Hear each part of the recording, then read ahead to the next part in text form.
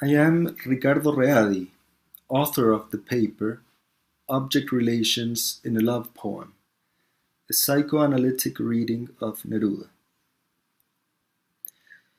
It is a reflection about Neruda's poem number 15, a poem usually understood as a dialogue with a silent muse. In this paper, I want to offer another interpretation for this poem, an alternative one that could complement and enrich its meaning. I think this poem is about the struggle of a lover who has lost his love. The poem is interpreted as a beautiful, though disturbing expression of the emotional turbulence someone can go through with the loss of the loved object.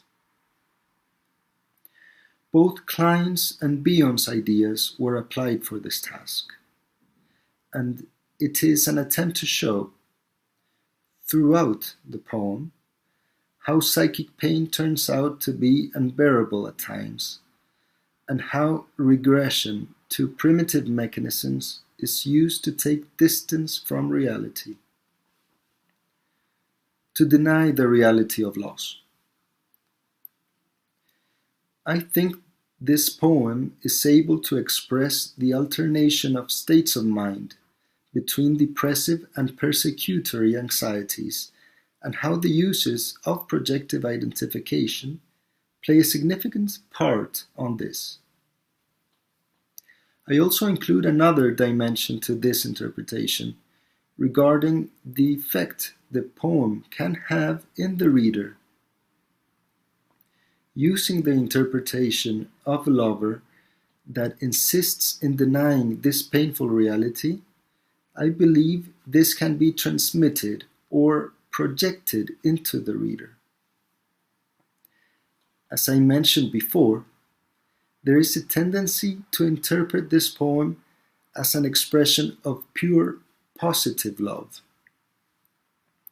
denying the violent conflict which I think is also present. I believe this can be an unconscious reaction to this poem. I use a translation as an example for this effect, which can be easily identified because of the interpretative process implied in all translations.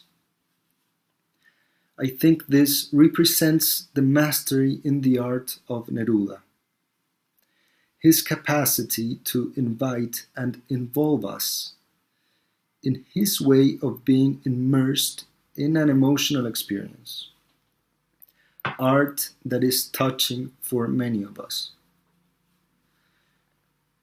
Through this analysis and personal interpretation, I hope to afford some illustration regarding these vicissitudes of mental life